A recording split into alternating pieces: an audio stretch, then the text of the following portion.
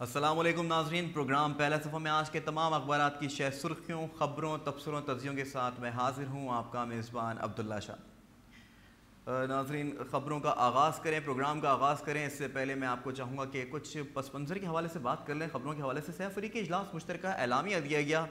پچھلے دنوں اسلام آباد میں صدر حامد کرزئی اور صدر مملکت ایران کے احمدی نژاد نے شرکت کری۔ اس مشترکہ اعلامیہ میں سماجی و اقتصادی صورتحال، معاشی حالات، منشیات اور دہشت گردی کے جو ہے ان کے جو حالات جو خراب ہو رہے ہیں، ان حوالے سے جو ہے بات کی گئی ہے۔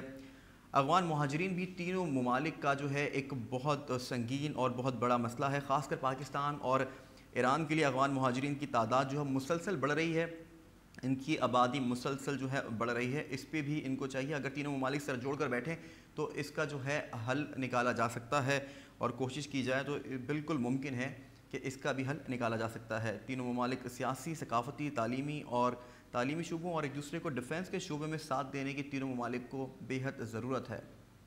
اب بات ہو جائے بیانات کے حوالے سے، بیانات قلم بند بھی کروائے گئے، میڈیا سے بھی بات چیت کی گئی۔ میڈیا کے سامنے بیٹھ کے تینوں ممالک کے جو صدور ہیں انہوں نے نیوز کانفرنس بھی کی۔ افغان صدر حامد کرزئی نے کہا کہ کسی بھی قسم کی مداخلت، بیرونی مداخلت، کسی بیرونی طاقت کی مداخلت جو ہے اپنے اس خطے میں برداشت نہیں کریں گے، اور احمدی نژاد کی جانب سے یہ بھی کہا گیا کہ ان کی جانب سے واضح طور پر کہا گیا کہ مسائل جو ہیں باہر سے آ رہے ہیں، ان مسائل کو روکا جائے گا، اور ایران کے اوپر تفصیلی بحث بھی ہے، ہم تفصیل سے بحث کریں گے۔ اور صدر مملکت آصف علی زرداری جو کہ پاکستان کے صدر ہیں، انہوں نے بھی ایک بیان دیا۔ انہوں نے کہا کہ ایک دوسرے کے خلاف استعمال بالکل بھی نہیں ہوں گے، ایک دوسرے کے خلاف اپنے اڈے استعمال نہیں ہونے دیں گے۔ یہاں پہ کچھ حد تک تضاد دکھائی دیتا ہے۔ انہوں نے کہا ہے کہ ایک دوسرے کے خلاف استعمال نہیں ہوں گے اور اڈے استعمال نہیں ہونے دیے جائیں گے، لیکن اگر اپنے ہی ملک کے حوالے سے دیکھا جائے تو ہمارے جو قبائلی جو بھائی بہن، مائیں بہنیں جو ہیں، جو ڈرون اٹیکس جو ہو رہے ہیں، کیا وہ اپنے لوگ نہیں ہیں؟ ہم ان کو تو دیکھ نہیں پا رہے۔ تو مزید جو ہے پروگرام کا سلسلہ آگے بڑھاتے ہیں، اس پہ بات بھی کریں گے، اس پہ مزید بحث بھی کریں گے۔ ہم اسلام آباد سے لائن پر بھی لیں گے امان بٹ کو، جو کہ ہمارے نمائندگی کرتے ہیں حریت نیوز کی، وہ تجزیہ پیش کریں گے تمام تر خبروں پہ۔ پروگرام کے حوالے سے بات کریں، پروگرام کا آغاز کریں۔ سب سے پہلی جو خبر ہے آج پروگرام میں، قائم مقام امریکی سفیر کی پھر طلبی، بلوچستان پر قرارداد سے تعلقات متاثر ہوں گے، پاکستان کا احتجاج۔ قرارداد دوستانہ تعلقات کے منافی اور عالمی قوانین کی خلاف ورزی ہے، عوام میں شدید رد عمل پایا جاتا ہے، اور اوباما انتظامیہ کو تشویش سے آگاہ کریں دفتر خارجہ۔ میں چاہوں گا کہ اسی خبر کو ہمارا جو دوسرا جو کیمرہ ہے وہ فوکس کر سکے۔ اوباما انتظامیہ نے حمایت نہیں کرے گی، تمام فریق بلوچستان کے مسائل کا حل پاکستانی آئین کے اندر رہ کر نکالیں، محکمہ خارجہ امریکہ کو عوام کے جذبات سے آگاہ کر دیا، شہری رحمان۔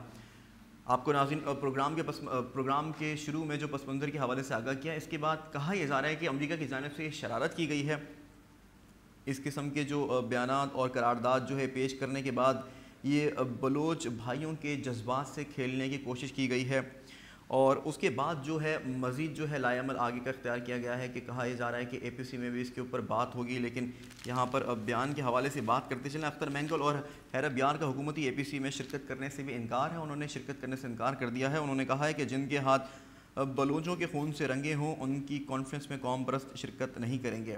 ناظرین، تمام تر خبریں ہیں جو ہم اپنے پروگرام میں شامل کریں گے، اور بھی مزید خبریں ہیں جن پہ ہم تجزیہ لیں گے۔ یہاں پر لیں گے ایک بریک، اور بریک کے بعد ہمارے ساتھ جو ہے پروگرام میں شامل ہوں گے امان بٹ، جو کہ حریت نیوز کی نمائندگی کرتے ہیں اسلام آباد سے۔ وہ ان تمام تر خبروں پہ ہمارے ساتھ ہوں گے، تبصرہ کریں گے، تجزیہ دیں گے۔ یہاں پر لیتے ہیں ایک بریک، ہمارے ساتھ رہیے۔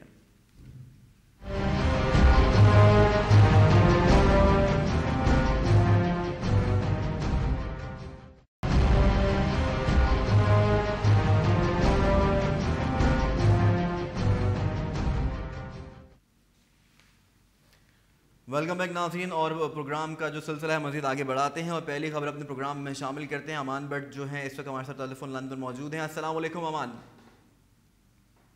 السلام علیکم۔ جی عبداللہ، وعلیکم السلام۔ امان، پہلی خبر آپ کو بتاتے چلیں، قائم مقام امریکی سفیر کی پھر طلبی، بلوچستان پر قرارداد سے تعلقات متاثر ہوں گے، پاکستان کا احتجاج۔ پاکستان کا احتجاج جو ہے کی کیا حیثیت ہے، ذرا بتائیے گا۔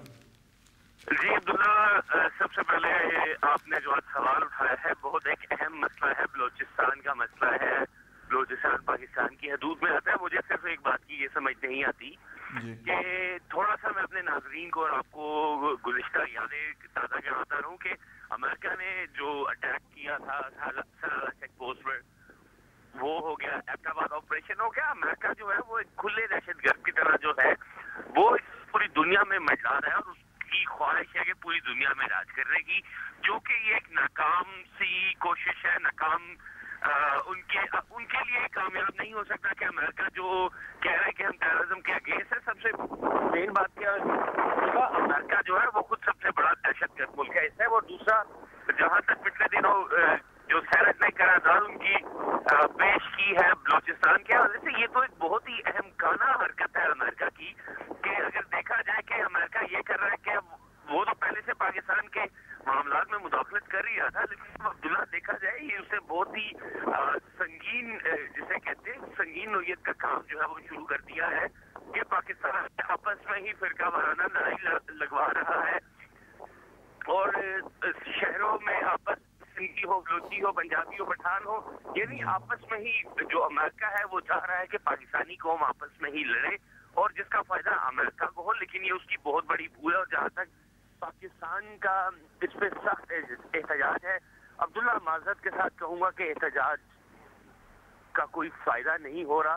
وہ اس لیے کہ اگر یہی احتجاج آپ ایبٹ آباد آپریشن پہ کرتے، یا امریکہ نے جب 9/11 کے بعد آپ کو ٹیررسٹ کہنا شروع کر دیا تھا، آپ کے لوگوں کو وہاں پہ جینا دو گھر کر دیا تھا، جو امریکہ میں مقیم پاکستانی تھے ان کے لیے مسئلے کھڑے ہو رہے تھے، ان کو تنگ کیا جا رہا تھا، تو کاش یہ احتجاج پاکستان اس وقت کرتا تو آج امریکہ جیسی فرعونی طاقت کی اتنی ہمت نہ ہوتی کہ وہ آپ کے ملک کی طرف میلی نگاہ سے دیکھتے، آپ کو دوبارہ دہشت گرد پکارتے، یا آپ کے کسی ذاتی اور نجی مسئلے میں مطلب کیا آپ کہہ رہے ہیں کہ پاکستان نے احتجاج کرنے میں بہت دیر لگائی؟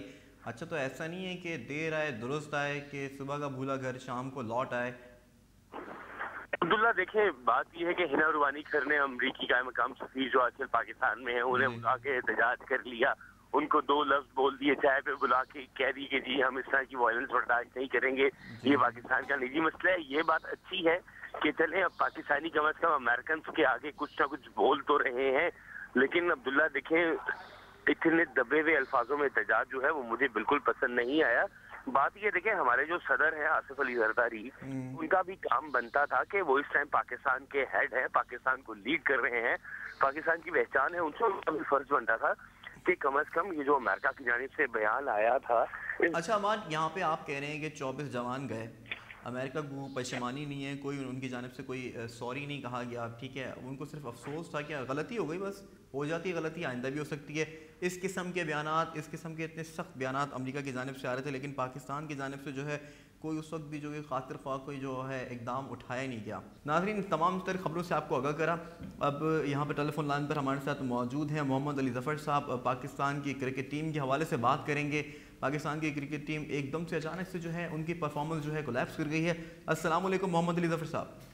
وعلیکم السلام. عبداللہ، آپ خیریت سے ہیں؟ جی بالکل ٹھیک ٹھاک. ظفر صاحب، یہ بتائیے گا کہ پہلے ایک دم سے دیکھتے ہیں کہ پاکستان کی جو پوزیشن ہے اتنی ہائی فائی چل رہی ہے، اور اس کے بعد 3 ٹیسٹ لگاتار وائٹ واش انگلینڈ کو کر دیا جاتا ہے، اور اس کے بعد لگاتار 3 میچ ون ڈے سیریز کے پاکستان ہار جاتا ہے اور سیریز جو ہے گوا بیٹھتا ہے. آپ پرفارمنس پہ کہیں گے یہ کیا ہو گیا اچانک سے؟ دیکھو عبداللہ، یا اوور کانفیڈنٹ ہو گئی آپ کی ٹیم؟